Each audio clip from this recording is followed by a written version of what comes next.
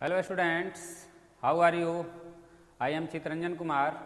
Today I am going to discuss very interesting lesson, ratio and proportion and unitary method. It means ratio, proportion and unitary method. आज हम लोग एक नया chapter discuss करेंगे. Ratio क्या होता है, प्रोपोर्शन क्या होता है और यूनिटरी मेथड क्या होता है. Okay, so let's start student. First of all हम लोग देखेंगे कि इस लेक्चर में हम लोग क्या क्या डिस्कस करेंगे लर्निंग सीक्वेंस में. तो फर्स्ट हम लोग डिस्कस करेंगे रेशियो क्या होता है, रेशियो के बारे में डिटेल्स में डिस्कस करेंगे. Ratio in the simplest form, ratio का सिंपलेस्ट फॉर्म क्या होता है. एंड थर्ड वन है comparison of ratio. Okay, comparison of ratio, equivalent ratio, clear है, proportion ratio, okay, continued proportion, mean proportional and unitary method. ये सब हमारे learning sequence हैं. इट मीन्स इस सब टॉपिक पे आज डिस्कशन होगा और लास्ट में हम लोगों का कुछ क्वेश्चंस भी करेंगे, क्वेश्चन एक्सरसाइज के क्वेश्चंस. ओके, सो आइए अब डिस्कस करते हैं. फर्स्ट हमारा क्या है, रेशियोज. रेशियो क्या होते हैं. The ratio of two quantities of the same kind and in the same units is a fraction that show how many times the one quantity is of the other. Okay, तो ratio क्या होता है, ये to quantity होता है जो same kinds के होते हैं और उनका जो यूनिट होता है वो सेम होता है. ठीक है, तो वो फ्रैक्शन के फॉर्म में लिखे जा सकते हैं. That show how many times at one quantity is to the other, यानी वो एक क्वांटिटी से दूसरा क्वांटिटी कितना टाइम्स है यही दर्शाता है. इसी को रिप्रेजेंट करने के लिए रेशियो का यूज किया जाता है. जैसे अगर क्लास में अगर बॉयज हैं और गर्ल्स हैं, गर्ल्स का नंबर ऑफ गर्ल्स अगर 10 है और नंबर ऑफ बॉयज अगर 15 है, तो बॉयज के मुकाबले गर्ल्स तो 10:15. It mean 10:15. इसको अगर सिंपलेस्ट फॉर्म में करेंगे तो उसे सिंपलेस्ट फॉर्म में हम कर सकते हैं. तो 10:15 उसका रेशियो होगा. क्लियर है. तो ये रेशियो बेसिकली होता है हमें किसी क्वांटिटी को ये करने के लिए, कंपेयर करने के लिए. ओके, कि इसकी क्वांटिटी को हम कितना टाइम से, यानी इससे ये कितना टाइम है. The ratio of two numbers a and b, b is not equal to 0 is a divide by b और a बाई b and is denoted by a is to b. Student, ratio जो दो numbers के होते हैं उसे हम a बाई b के रूप में लिख सकते हैं. यानी दो जो नंबर हैं अगर 2:3 है तो इसे हम 2/3 भी रिप्रेजेंट कर सकते हैं. क्लियर है. तो 2/3 को 2:3 को 2/3 रिप्रेजेंट कर सकते हैं. बट यहाँ पे b is not equal to 0. It means जो आपको नीचे वाला पार्ट होता है, इट मीन्स उसे हम आगे बताएंगे आपको कॉन्सिक्वेंट बोला जाता है. तो कॉन्सिक्वेंट जो होता है वो 0 के बराबर नहीं होता है. ठीक है. और a by B and is denoted by a is to b. In the ratio a is to b, a is the antecedent. It means जो अपर पार्ट होता है फ्रैक्शनल फॉर्म में अगर हमने कर दिया तो ये एंटीसीडेंट होता है और लोअर पार्ट क्या होता है, कॉन्सिक्वेंट होता है. इस फॉर्म में है तो ये जो फर्स्ट वाला पार्ट होता है वो एंटीसीडेंट और सेकेंड पार्ट यानी लास्ट वाला पार्ट क्या होता है, कॉन्सिक्वेंट होता है. तो इट मीन्स इसमें ये क्या हो जाएगा, कॉन्सिक्वेंट हो जाएगा, कॉन्सिक्वेंट हो जाएगा, कॉन्सिक्वेंट, और ये एंटीसीडेंट, एंटीसीडेंट. क्लियर है. तो इस तरीके से हम इसका, ये इसके नाम हैं जो अपर पार्ट है उसका और लोअर पार्ट का. तो रेशियो आपको अच्छे से समझ में आ गया हो कि रेशियो आखिर होता क्या है. तो रेशियो दो क्वांटिटी को हम क्या करते हैं, कितना टाइम एक क्वांटिटी के दूसरा है यही हम उससे पाते हैं. तो क्वांटिटी को कंपेयर करने के लिए हम इसका यूज करते हैं. Okay, now the second one, a ratio a is to, ratio in the simplest form, यानी कोई भी रेशियो अगर दिया हुआ है तो उसे सिंपलेस्ट फॉर्म में हम कैसे उसे चेंज करेंगे. The ratio a is to b is said to be the simplest form if its antecedent a and consequent b have no common other than 1. It means उसके एंटीसीडेंट और consequent में 1 के अलावा कोई भी कॉमन फैक्टर नहीं हो. अब स्टूडेंट्स अगर यहाँ पे 2:3 हमने लिया, 2/3, 2:3 को हम 2/3 भी रिप्रेजेंट कर सकते हैं। तो फैक्टर्स ऑफ 2, तो फैक्टर्स ऑफ 2 क्या होंगे? 1 और 2 होते हैं। Factors of 3 equal to 1 and 3 होते हैं। अब स्टूडेंट्स इसमें कॉमन फैक्टर क्या है? Common factor equal to 1, therefore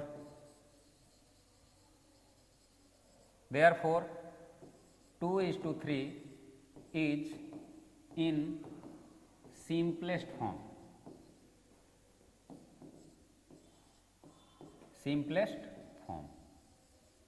clear है स्टूडेंट्स?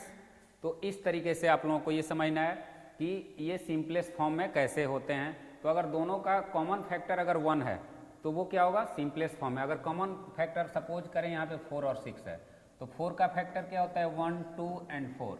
6 का क्या होता है? 1, 2, 3 एंड 6। तो यहाँ पे 1 के अलावा 2 भी कॉमन है, तो ये क्या है? सिंपलेस्ट फॉर्म में नहीं है। क्लियर है? तो ये सिंपलेस्ट फॉर्म में नहीं होगा, बट ये क्या है? ये सिंपलेस्ट फॉर्म में होगा। क्लियर है? तो स्टूडेंट इस तरीके से हमें समझना है, ये सिंपलेस्ट फॉर्म में, this is not in the simplest form,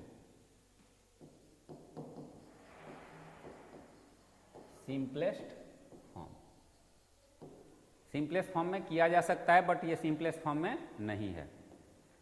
now the next one, student comparison of ratios, यानी दो रेशियोज को कंपैरिजन कैसे किया जाता है, कंपेयर कैसे किया जाता है, ये यानी दोनों में कौन लार्जर है कौन स्मॉलर है, ये कैसे पता करते हैं। तो 5:12 एंड 3:8, 3:8। तो स्टूडेंट इसे हम फ्रैक्शनल फॉर्म में भी रिप्रेजेंट करते हैं, एंड 3/8।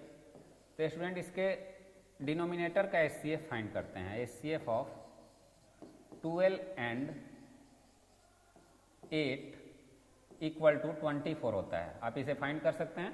ओके, अब 12 और 8 का, तो अब 12 से 24 को डिवाइड करेंगे, देन वी गेट 2। अब 2 से दोनों को क्या करेंगे? मल्टीप्लाई करेंगे। 5 को भी,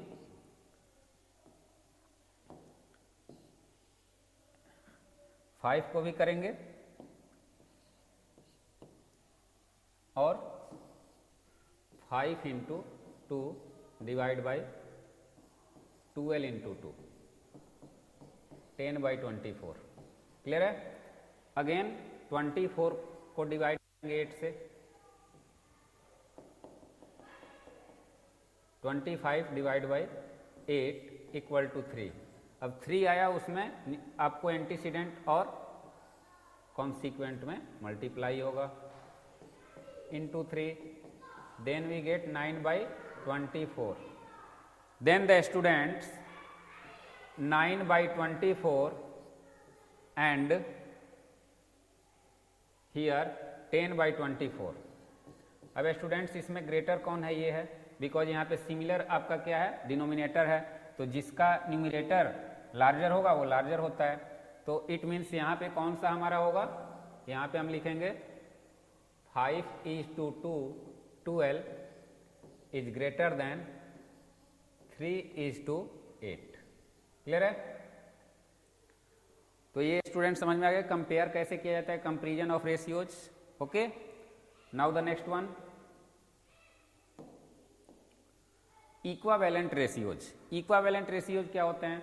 तो इक्वावेलेंट रेशियोज में a ratio obtained by multiplying और dividing the numerator and denominator of a given ratio by the same number is called an equivalent ratio. It means कोई भी रेशियो होता है उसका इक्वावेलेंट हमें फाइंड करना होता है। तो इक्वावेलेंट फाइंड करने के लिए हम कोई भी नेचुरल नंबर से उसे मल्टीप्लाई करते हैं। इट मीन्स अगर हमने कोई यहाँ पे एक रेशियोज ले लिया 3/4, 3:4, ओके, तो इसे हम ऐसे रिप्रेजेंट करते हैं। अब इसमें किसी भी सेम नंबर से यानी सेम नेचुरल नंबर से हम इसे मल्टीप्लाई करते हैं कि इसके इक्विवेलेंट हो जाएगा न्यूमरेटर और डिनोमिनेटर में। तो इसमें अगर 1 से हम लोग करते हैं तो वो तो वही फिर नंबर आएगा, तो 1 से के अलावा दूसरे किसी नेचुरल नंबर से करेंगे कि वो दूसरा कोई उसके बराबर नंबर आएगा, उसके इक्वल आएगा। ओके, 1 से करने से फिर वही नंबर आ जाता है, इसलिए हम 1 को छोड़ करके बाकी किसी से कर सकते हैं। We will now we will multiply by 2, then we get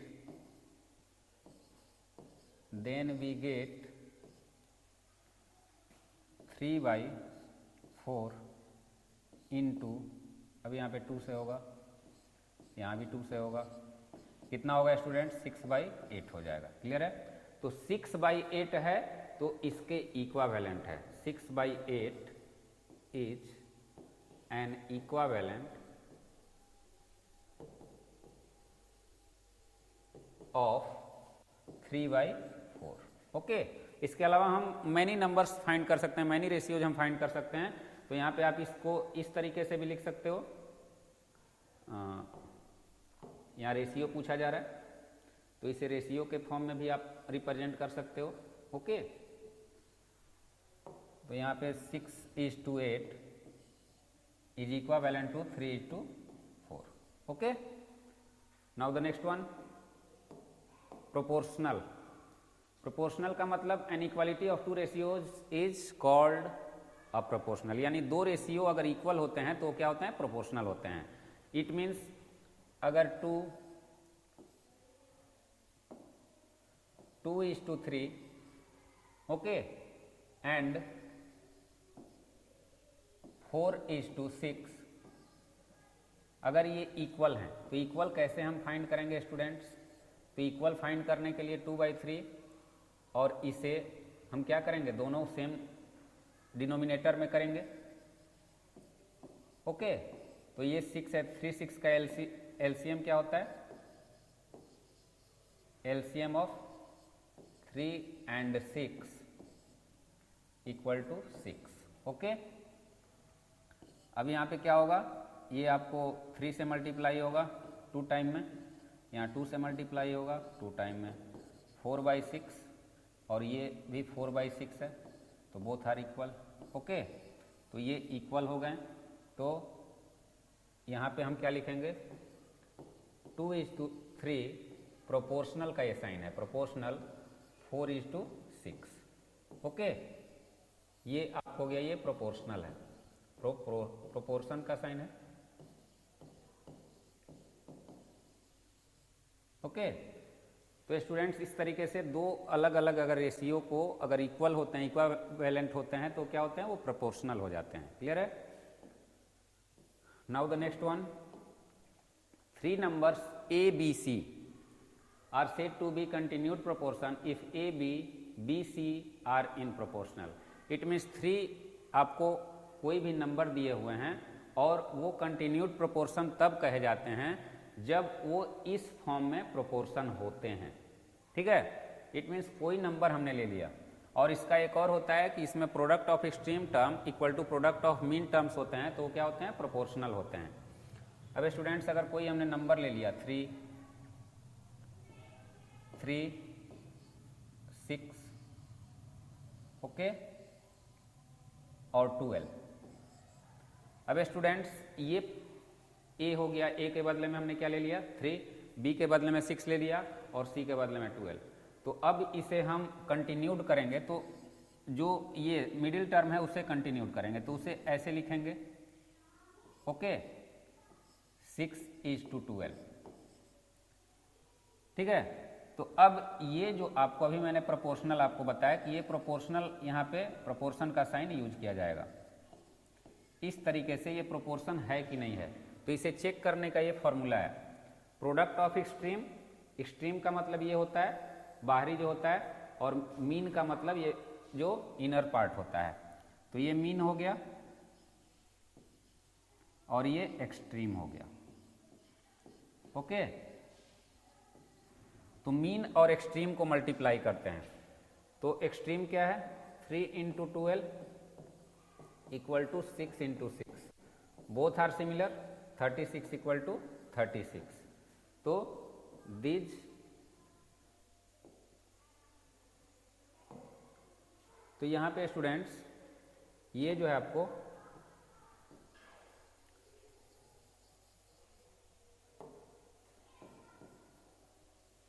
these numbers are continued proportion।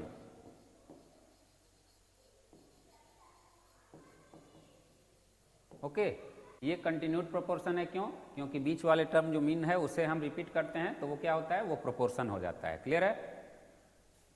Now the next one student, mean proportional. अब अगर कंटिन्यूड प्रोपोर्शन आप समझ गए हो तो बिल्कुल उसी से रिलेटेड ये है, A B C are in the continued proportion then B is called the mean proportional between A and C.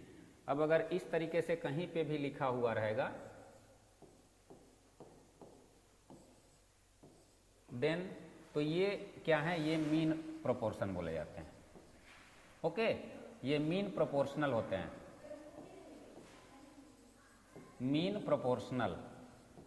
Okay, तो मीन प्रोपोर्शनल ये दोनों हैं, क्यों? क्योंकि इसे हम क्या कर सकते हैं, मीन भी आप सिर्फ मीन भी लिख सकते हैं, डोंट वरी, आप मीन भी लिख सकते हैं। तो ये मीन प्रोपोर्शनल कब होते हैं, जब ये इसका प्रोडक्ट और इसका प्रोडक्ट इक्वल होता है। क्लियर है? तो मीन प्रोपोर्शनल यही होते हैं। Now unitary method. अब student unitary method, value of one article. अगर आपको कोई भी आर्टिकल की वैल्यू निकालनी है, जैसे आपको अगर बोला जाए कि 10 रुपीज़ में 12 बनानाज मिलते हैं, 10 रुपीज़ में 12 बनानाज, ओके, तो 5 बनानाज का कॉस्ट क्या होगा? तो 10 रुपीज़ में अगर 12 बनानाज आपको दिया जा रहा है तो 5 का निकालने के लिए आपको फर्स्ट ऑफ ऑल 1 बनानाज का कॉस्ट निकालना पड़ता है। ये बेसिक है, ये हमारे डेली लाइफ में ये यूज होता है कि कैसे, तो यूनिटरी मेथड हम डेली लाइफ में यूज करते हैं, लेकिन यहाँ पे मैथमेटिक्स में इसको यूज करना है तो उसे बहुत ही आसान। वैल्यू ऑफ अगर 1 आर्टिकल निकालना है तो value of the given number of articles, जो गिवन नंबर ऑफ आर्टिकल्स हैं, एंड नंबर ऑफ आर्टिकल्स, यानी गिवन नंबर ऑफ आर्टिकल्स और अब नंबर ऑफ आर्टिकल्स, यानी टोटल जो नंबर गिवन है और जो आपको फाइंड करना है। क्लियर है? तो अब 1 का निकालना है, जैसे 8 का कॉस्ट अगर दिया हुआ है तो आप इस फॉर्मूले से निकाल सकते हैं, value of required number of articles then value of 1 article into required number of articles. तो ये फॉर्मूला जब आप इस क्वेश्चन को कीजिएगा तो ये फॉर्मूला आसानी से समझ में आएगा। ओके, इसको हम लोग ट्राई करेंगे आगे। This is the formula, express each of the following in the language of ratios. In a class the number of girls in the merit list of the board examination is 2 times that of boys। अब students यहाँ पे number of जो हैं, in a class the number of girls in the merit list of the board examination is 2 times that of the boys, यानी boys से क्या है, वो 2 टाइम है। तो बॉयज और गर्ल्स का जो रेशियो होगा, तो यहाँ अगर गर्ल्स बॉयज लिखा जाता है, girls in the merit list of board examination is 2 times that of the boys, तो ये 2:1, तो यहाँ पे क्या लिखा जाएगा, the ratio of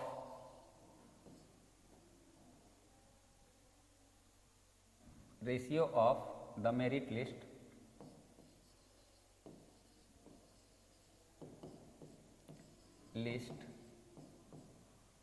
of examination, the examination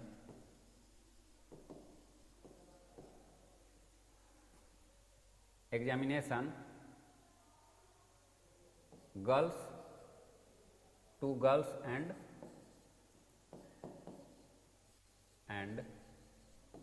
boys।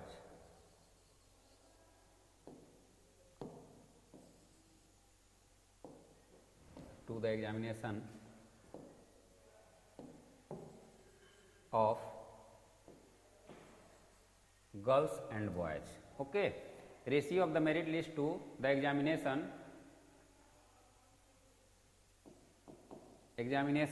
Of girls and boys, यानी गर्ल्स और बॉयज का जो मेरिट लिस्ट में एग्जामिनेशन हुआ है उसका मेरिट लिस्ट का रेशियो है, यानी उसका जो रिजल्ट हुआ है उसमें इनका रेशियो क्या है 2:1 का है। क्लियर है? उसी तरीके से सिमिलरली आप इसे भी कर सकते हो स्टूडेंट्स। ये क्वेश्चंस है, ये आप लोग कर लीजिएगा। Now the next one, express each of the following ratios in its simplest form. अब इसे सिंपलेस्ट फॉर्म में करना है। सिंपलेस्ट फॉर्म में 60:72, तो 60 अभी मैंने आपको यहाँ पे जब इसका डिफिनीशन एक्सप्लेन कर रहा था तो उसमें एक किया था मैं, तो यहाँ क्या करेंगे स्टूडेंट्स, इसको सिंपलेस्ट फॉर्म में करने के लिए LCM ऑफ 60 एंड 72। ओके, तो LCM ऑफ 60 एंड 72 क्या होगा इसका, सॉरी LCM नहीं, HCF, सॉरी, यहाँ HCF ऑफ 60 एंड 72 12 होता है। क्लियर है? अब 12 से हम क्या करेंगे, इसे बोथ न्यूमरेटर एंड डिनोमिनेटर को डिवाइड करेंगे, तो हमें क्या पाएंगे 5 डिवाइड बाई 6। ओके, तो this is the simplest form. अब ये सिंपलेस्ट फॉर्म में क्यों है, क्योंकि इसका जो कॉमन फैक्टर है वो 1 के अलावा कुछ भी। अब ये किसी भी नंबर के फैक्टर, इसका और इसका कोई भी नंबर 1 के अलावा सेम फैक्टर नहीं हो सकता है, कॉमन फैक्टर नहीं हो सकता है। This is the simplest form, this is in the simplest form. Okay, simplest form. Clear है स्टूडेंट? सिमिलरली इसे आप लोग कर सकते हो। Now the next one, find the ratio of the following in the simplest form. अब ratio है, यहाँ पे देखना है ये पैसे में है, ये रुपीज में है, तो सबसे पहले हम दोनों को क्या लिखेंगे, 75 पैसे एंड 3 रुपीज है, तो इसे 300 पैसे लिख देंगे। यहाँ पे लिखोगे रुपीज 3 इक्वल टू 300 पैसे। इसे 300 पैसे में हमने कन्वर्ट कर लिया। ओके, अब ये दोनों सेम यूनिट में हो गए, अब इसे हम क्या करेंगे, इसका सिंपलेस्ट फॉर्म फाइंड करेंगे। तो इसे 75 300 है, इसे ऐसे रिप्रेजेंट करेंगे, तो इसे फ्रैक्शनल फॉर्म में रिप्रेजेंट करना होगा। तो स्टूडेंट्स अब इसका फिर से HCF फाइंड करेंगे, HCF ऑफ 75 एंड 300, तो इसका HCF क्या होगा, 75 ही होगा। अब स्टूडेंट तो 75 होगा, तो 75 से हम न्यूमरेटर और डिनोमिनेटर, इट मीन्स एंटीसीडेंट और कॉन्सिक्वेंट में डिवाइड करेंगे, तो ये क्या होगा 1 divide by 4। This is in the simplest form. Similarly तो दोनों मिनट में ही दिया हुआ है, इसे तो कन्वर्ट नहीं करना है, यहाँ 35/45 करके इसका HCF फाइंड करेंगे और फिर सिमिलरली डिवाइड करेंगे। इसका HCF 5 होगा, 5 से आप इसे डिवाइड करोगे तो क्या होगा students, 35 divide by 5 and 45 divide by 5, then we have 7/9। Okay, तो ये सिंपलेस्ट फॉर्म हो गया। Now the next one, which ratio is larger in the following pairs. Which ratio is larger in the following pairs, इसमें कौन सा ratio larger है। तो इससे पहले मैं आपको इस क्वेश्चन को एक्सप्लेन किया था स्टूडेंट, 3/4 3:2 और 9/16। तो यहाँ डिनोमिनेटर को सेम करेंगे, तो LCM of 4 and 16 is 16, because 4 जब 2 नंबर होते हैं और एक नंबर दूसरे से कंप्लीटली डिविजिबल होता है, ठीक है, तो जो बड़ा वाला नंबर होता है लार्जर नंबर, वो LCM हो जाता है। क्लियर है? तो अब यहाँ पे हम क्या करेंगे, इस एलसीएम यानी 4 से 16 को डिवाइड करेंगे। 16 डिवाइड बाई 4, डिनोमिनेटर से जो एलसीएम आया है 4 हमने डिराइव किया। अब 3/4 इंटू 4 इंटू 4, 12/16 हो गया स्टूडेंट। और ये हमारा कितना है 9/16। अब ये ऑटोमेटिक ग्रेटर है, तो अब हमें कौन सा, तो यहाँ पे लिखेंगे 3:4 ग्रेटर देन 9:16। क्लियर है स्टूडेंट? इसको आप सिमिलरली कर लीजिएगा। Okay, now the next one, find which of the following are in proportion. इसमें से पूछ रहा है कि इसमें से कौन से प्रोपोर्शन में है। तो प्रोपोर्शन का अभी आपको बताया गया था कि प्रोपोर्शन अगर आपको पता करना है तो मीन का प्रोडक्ट और एक्सट्रीम का प्रोडक्ट मल्टीप्लाई कीजिएगा, अगर इक्वल आएगा तो वो क्या हो जाएगा, प्रोपोर्शन में हो जाएगा। तो यहाँ मीन क्या है 16 और 6 हैं, और एक्सट्रीम क्या है 8 और 12 हैं। तो ये मीन है और ये एक्सट्रीम है। तो 8 इंटू 12 इक्वल टू 16, पहले इसको फाइंड कर लेते हैं। तो 96 एंड 16 इंटू 6 इक्वल टू 196। तो यहाँ पे product of, okay students 1 minute,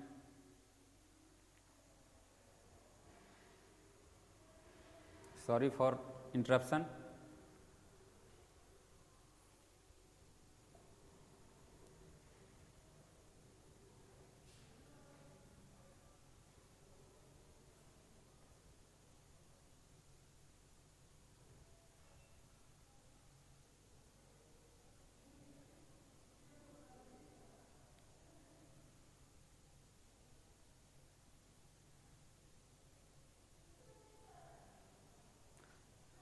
now students, हम लोग इसको अब बहुत ही कम आपको क्वेश्चन रह गए हैं, बाकी इसे हम कंटिन्यू करेंगे नेक्स्ट वीडियो में। ओके, जो भी इसका सेकेंड पार्ट हम लोग करेंगे तो उसमें बहुत सारे क्वेश्चन करेंगे। For today that's all students, have a nice day, thank you.